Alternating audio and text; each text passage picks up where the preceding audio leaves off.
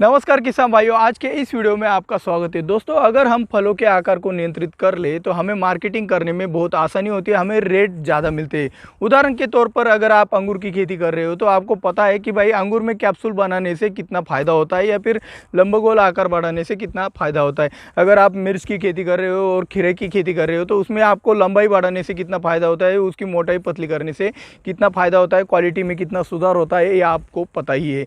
अगर आप तरबूज की खेती कर रहे हो तो अगर तरबूज का आकार अगर लंबगोल या फिर गोल होता है तो उसको आप अगर चौकोन कर दे तो मार्केटिंग करते वक्त आपको ज़्यादा दाम भी मिल सकते हैं। अगर आप लौकी की खेती कर रहे हो और टेढ़े मेढ़े लौकी हो तो आपको कम दाम मिलते हैं। अगर वही उसी जगह पे अगर लौकी एक समान आकर के अगर आप मार्केट में बेचने जाते हो तो आपको दाम भी अच्छे मिलते हैं और एक्सपोर्ट होने के कारण आपके दाम और भी ज़्यादा बढ़ जाते हैं। तो ये आकार को नियंत्रित कैसे किया जाता है, ये सबसे बड़ा सवाल है। तो ये आकार नियंत्रित करना बहुत आसान बात है, थोड़ा बहुत न्यूट्रिएंट का खेल है, वो आपको समझना पड़ेगा और उसके न्यूट्रिएंट को खेल समझने के लिए आपको ये वीडियो अंत तक ध्यान से देखना पड़ेगा।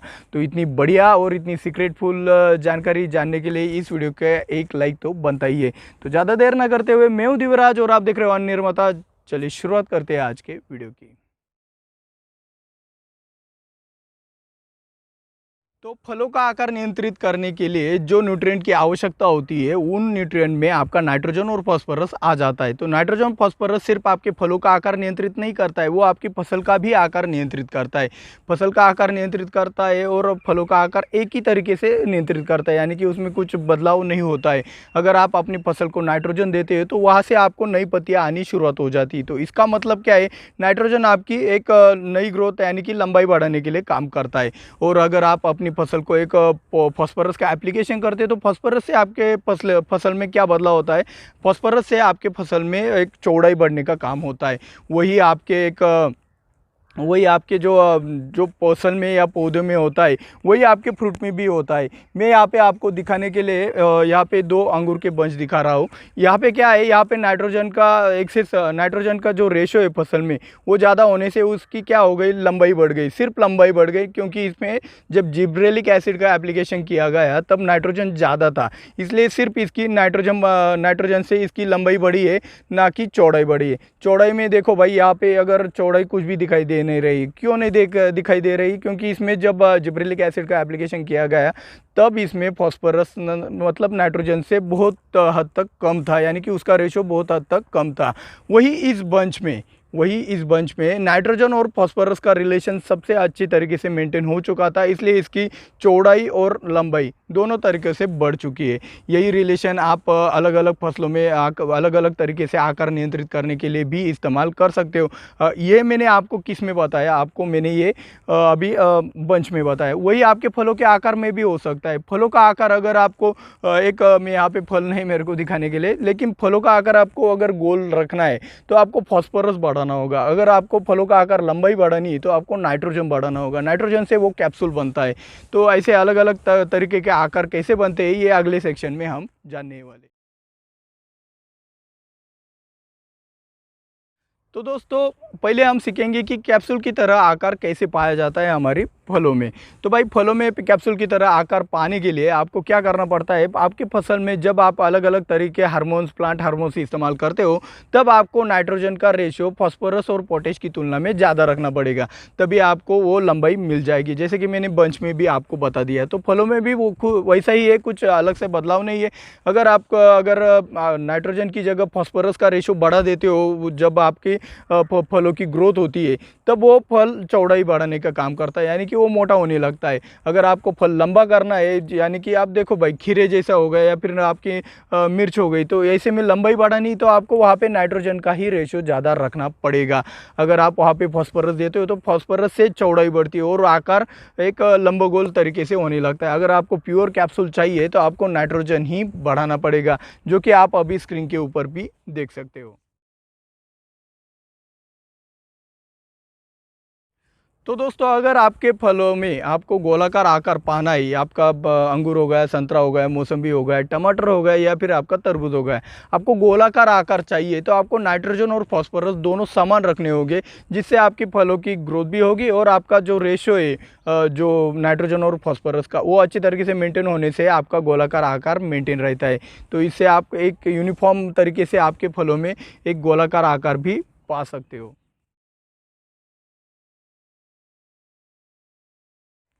तो दोस्तों लौकी जैसी फसलों में आपको लंबगोल आकार पाना बहुत ही आसान बात है। नाइट्रोजन और फास्फोरस का रिलेशन तो आपको अच्छे से समझ आ ही गया होगा, ऐसी मैं आशा करता हूँ। और रही बात दूसरी, एक और तरीका है आपके लौकी में लंबगोल आकार एक तरीके से एक सामान तैयार करने के लिए। आप पता ही, बहुत से किसान आपके लौकी में एक क्या पॉलीथीन बैग डाल देते हैं, तो पॉलीथीन बैग का जो आकार होता है वही आकार आपकी लौकी बढ़ने के बाद ले लेता है, जिससे क्या होता है पॉलीथीन का जो बैग होता है उससे फ़ायदा ये होता है कि इंसेक्ट उसको छू नहीं पाती, तो उससे इंसेक्ट डैमेज नहीं होता है। आपकी फसल कटाई के बाद यानी कि लौकी की कटाई होने के बाद, हार्वेस्टिंग के बाद ट्रांसपोर्टिंग में उसको कोई भी ज़्यादा दिक्कत नहीं होती है। आपका बाष्पीभवन उसमें कम होने से आपकी लौकी मार्केट में ज़्यादा दिनों तक अच्छे से टिकती है, यानी कि उसका कीपिंग क्वालिटी वो और भी ज़्यादा बढ़ जाता है। तो ये सब फायदे लौकी में एक पॉलीथीन बैग डालने से हो सकता है। तो और भी कौन कौन से फसलों में हो सकता है आप मेरे को कमेंट में ज़रूर बताना, और इसके ऊपर अगर वीडियो चाहिए अलग से तो भाई वो भी कमेंट कर देना। तो दोस्तों आपने व्हाट्सएप पे या फिर कहीं और पे आपने वो चौकोन आकार के फल तो देखे होंगे, वो फेक नहीं होते, वो बनाने का एक तरीका होता है। वो तरीका कुछ कुछ किसानों को पता भी है लेकिन उन्होंने ट्राई नहीं किया है। तो भाई वो तरीका ऐसा है कि आपको जिस फसल में जो फलों को आकार देना है उस आकार का आपको कुछ भी टीन का डब्बा लेना है। टीन का डब्बा लेने के बाद आपकी जो कली होती है, आपका जो फूल होता है, उसमें फल में रूपांतरण होने के बाद आपको उस फल को उस डब्बे में छोड़ना है। और उस डब्बे में छोड़ने के बाद जैसे जैसे वो फल बड़ा होने लगता है वो उस डब्बे का शेप लेने लगता है। लेकिन यहाँ पे आपको एक सावधानी बरतनी चाहिए कि जैसे ही फल का आकार पूरा का पूरा टीन का डब्बा यानी कि फूल हो जाता है, वो फलों का और भी साइज़ बढ़ाने के लिए वो जगह नहीं मिलती है, वहाँ पे आपको वो डब्बा खोल देना पड़ता है। तो इसमें एक क्लिप्स वगैरह आपको सिस्टम बनाना पड़ता है, वो अलग से एक तरीका होता है। अगर आप चाहो तो उसके ऊपर भी वीडियो आ जाएगा।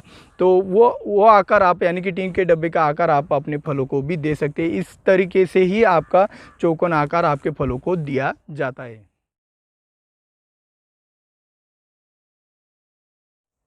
तो दोस्तों आज की खास बात में बहुत ही खास बात होने वाली है। जैसे मैंने आपको बताया कि फलों का आकार आप न्यूट्रिएंट से बदलाव कर सकते हो, न्यूट्रिएंट से कंट्रोल कर सकते हो, कम कैसे रखना है, ज़्यादा कैसे रखना है। आपको सिर्फ रेशो बढ़ाना होता है। नाइट्रोजन का रेशो बढ़ा दिया, लंबाई बढ़ गई, फॉस्फोरस का रेशो बढ़ दिया, चौड़ाई बढ़ गई। तो ऐसे ही आप फलों के रंग का भी एक कंट्रोलिंग आप न्यूट्रिएंट के सहारे कर सकते हो। अगर आप वो जानकारी जानना चाहते हो कि भाई कैसे कैसे, जैसे कि उदाहरण के तौर पर अंगूर में आपको अलग अलग रंग की आवश्यकता होती है, पीले रंग की आवश्यकता होती है आपको मार्केटिंग के लिए, आपको एक लाल रंग की आवश्यकता होती है, काले रंग की आवश्यकता होती है, या वैसे अनार में लाल रंग गहरा लाल रंग हो तो अच्छा होता है, मिर्च में गहरा हरा रंग हो तो अच्छा होता है। तो ऐसे अलग अलग फसलों में आपको अलग अलग रंग की आवश्यकता होती है। तो वो रंग आपके न्यूट्रिएंट के सहारे कैसे आप कंट्रोल कर सकते हो, इसके ऊपर अगर आपको वीडियो चाहिए तो इस वीडियो के लाइक ज़्यादा से ज़्यादा शेयर करके 10,000 तक पहुंचा दो। आपको न्यूट्रिएंट से रंग कैसे कंट्रोल करें ये वाला वीडियो मिल जाएगा, और जब वो ये वीडियो बन के तैयार हो जाएगा उसका वीडियो मैं यहाँ पे ज़रूर दूंगा। तो आप जल्द से जल्द 10,000 लाइक बना दोगे, ऐसी मैं आशा करता हूँ। और मिलते हैं अगले वीडियो में। जय जवान जय किसान।